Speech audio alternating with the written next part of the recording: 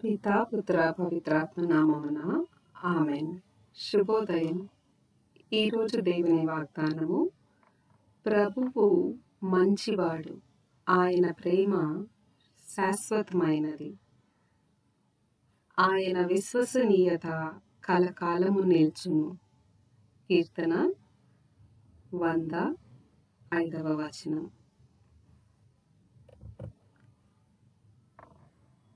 క్రీస్తు ప్రభునందు మన విశ్వాసాన్ని ప్రకటిద్దాం.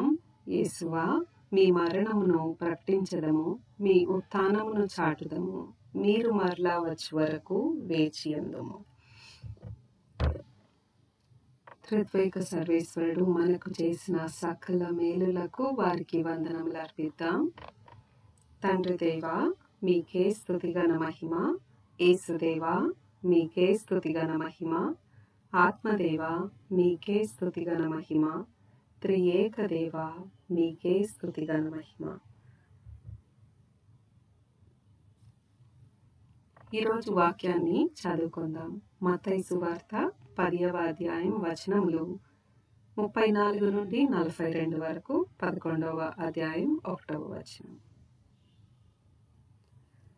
ప్రపంచమున శాంతిని నెలకొల్పుటకు నేను వచ్చినట్లు భావింపవలదు. ఖడ్గమునే కాని శాంతిని నెలకొల్పుటకు నేను రాలేదు. నా రాక తండ్రిని కుమారుడు, తల్లిని కుమార్తె, అత్తను కోడలు ప్రతిఘటించినట్లు చేయను. ఒక కుటుంబము వారే తనకు శత్రువులు అగుదురు.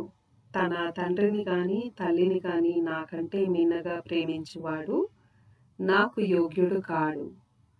తన కుమారుని కాని కుమార్తెను కాని నాకంటే మిన్నగా ప్రేమించువాడు నాకు యోగ్యుడు కాడు. తన సిలువనెత్తుకొని నన్ను అనుసరింపనివాడు నాకు యోగ్యుడు కాడు. తన ప్రాణమును దక్కించుకొన యత్నించువాడు దానిని కోల్పోవును. నా కొరకు తన ప్రాణమును కోల్పోవువాడు దానిని దక్కించుకొనును. మిమ్ము స్వీకరించువాడు నన్ను స్వీకరించుచున్నాడు. నన్ను స్వీకరించువాడు నన్ను పంపిన వానిని స్వీకరించుచున్నాడు. ప్రవక్తను ప్రవక్తగా గుర్తించి స్వీకరించువాడు ప్రవక్త బహుమానమును పొందును. నీతిమంతుని నీతిమంతుడుగా గుర్తించి స్వీకరించువాడు నీతిమంతుని బహుమానమును పొందును. నా శిష్యుడని ఈ చిన్నవారల్లో ఒకనికి ఎవడేని ఒక గ్రుక్కెడు మంచి నీరు వసగిన తన బహుమానమును పోగొట్టుకొనడని మీతో నిశ్చయంగా చెప్పుచున్నాను. యేసు 12 మంది శిష్యులకు తన ఉపదేశమును వసగిన పిదప ఆయా పట్టణములలో ప్రబోధించుటకు ప్రసంగించుటకు బయలుదేరెను. ఇది క్రీస్తు సువిశేషము. క్రీస్తువా, మీకు స్తుతి కలుగునుగాక. ఈరోజు సువిశేష పఠనాన్ని ధ్యానిద్దాం. మొదటి వచనం గమనించినట్లయితే 34వ వచనం, ప్రపంచమున శాంతిని నెలకొల్పుటకు నేను వచ్చినట్లు భావింపవలదు. ఖడ్గమునే కాని శాంతిని నెలకొల్పుటకు నేను రాలేదు అని క్రీస్తు ప్రభు చెప్తున్నారు. క్రీస్తు ప్రభువే శాంతికి కర్త. మరి ఆయన ఇలా ఎందుకు చెప్తున్నారు? నేను శాంతి నెలకొల్పడానికి రాలేదు, ఖడ్గమునే నెలకొల్పుటకు వచ్చాను అన్నట్లు చెప్తున్నారు. ఎందుకు చెప్తున్నారు? ఖడ్గం అంటే ఏంటంటే దేవుని వాక్కు. ఎఫెసీయులకు రాసిన లేఖలో పౌలు భక్తుడు చెప్తూ ఉంటాడు, మనము ఖడ్గమనే ఆయుధము మన చేతిలో ఉండాలి సైతాను జయించుటకు. ఆ ఖడ్గం ఏమనగా దేవుని వాక్కు అన్నమాట. అదే ఇక్కడ చెప్పబడుతుంది ఈ వచనంలో. ఖడ్గం అంటే ఏంటి? సత్యము, దేవుని వాక్యము. బైబిల్ అనగా ఏంటి? సత్యము, దేవుని గూర్చిన సత్యము. ఆ సత్యమును బోధించడానికే నేను వచ్చానని చెప్పి క్రీస్తు ప్రభు చెప్తూ ఉన్నాడు. ఆ సత్యమును బోధించటం వల్ల ఏమైంది? క్రీస్తు ప్రభు వచ్చి పరిచర్య అన్నీ చేశాక ఏమైంది? తన సొంత దేశస్థులే అంటే ఇజ్రాయేలులో ఎంతో మంది దేవునికి క్రీస్తు ప్రభునకు వ్యతిరేకులైపోయారు కదా. అంతేకాకుండా కొన్ క్రీస్తు ప్రభుని అంగీకరించే సంఘం ఒకటి ఉంది, వ్యతిరేక సంఘం ఇంకొకటి ఉంది. చివరికి వాళ్ళు అందరినీ క్రీస్తు ప్రభుని చంపారు, క్రీస్తు ప్రభు శిష్యులను కూడా చంపారు. చంపినప్పుడు వాళ్ళు తమ ప్రాణాన్ని కోల్పోయారు క్రీస్తు కోసం. ఆ ప్రాణాన్ని ఆ వాక్య పరిచర్యలో కోల్పోయినప్పుడు ఆ ప్రాణం దక్కినట్లు అవుతుంది, వారి ఆత్మ రక్షించబడింది కదా. మరి ఇక్కడ 35వ వచనంలో గమనించినట్లయితే, నా రాక తండ్రిని కుమారుని తల్లిని కుమార్తెను అతని కోడలు ప్రతిఘటించినట్లు చేయను, తమ కుటుంబం వారే తమకు శత్రువులగుదురు అని చెప్పబడుతూ ఉంది. ఆ కాలంలో కూడా ఈ కాలంలో కూడా కొన్ని కుటుంబాల్లో క్రీస్తుని అంగీకరించిన వాళ్ళు ఉన్నారు, అంగీకరించని వారు ఉన్నారు.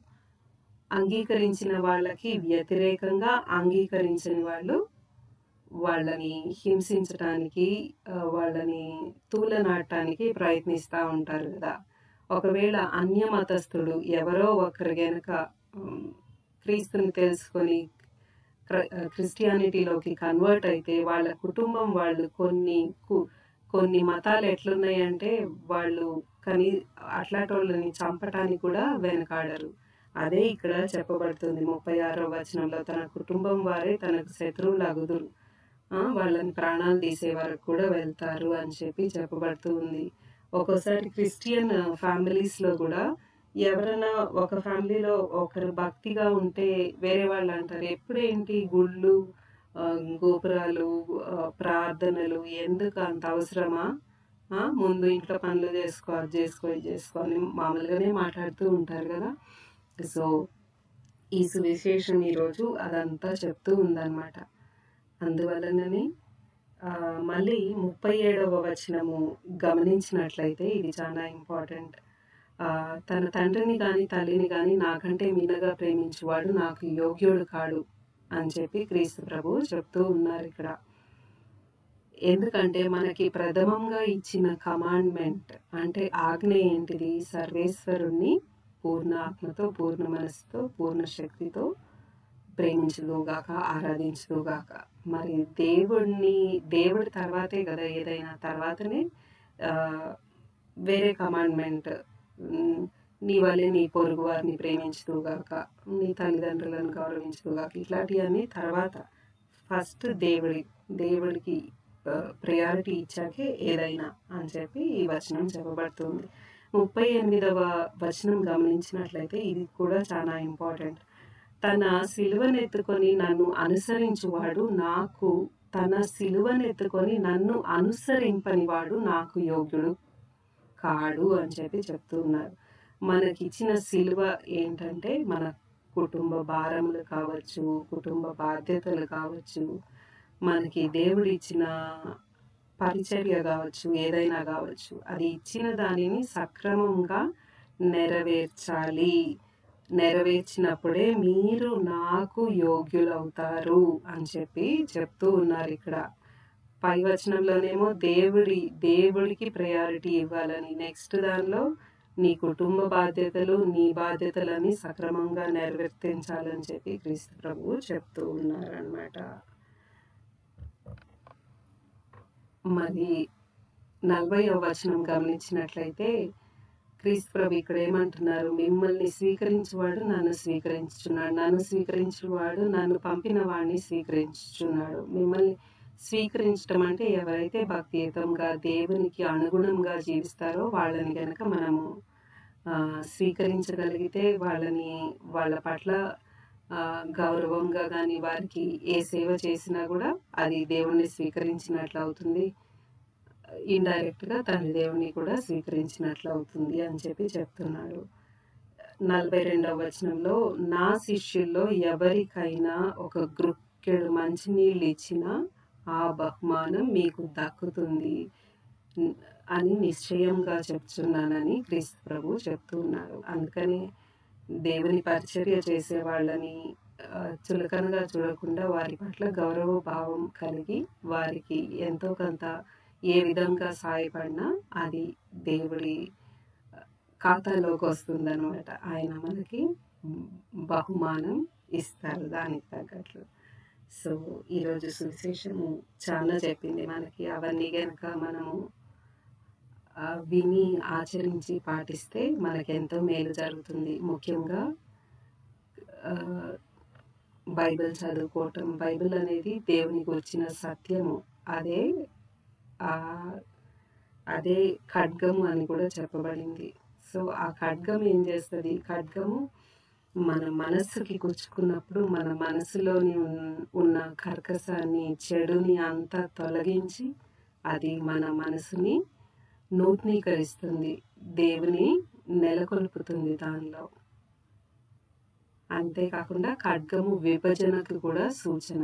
అంటే చెడుని మంచిని విభజించే సూచన కూడా అని ఈరోజు సువిశేషం చెప్తూ ఉంది. మరి చక్కగా మనం బైబిల్ చదువుకోవటము, ధ్యానించటము అలవాటు చేసుకుంటే మనకు ఎంతో ఆత్మీయ మేలులు వసపడతాయి.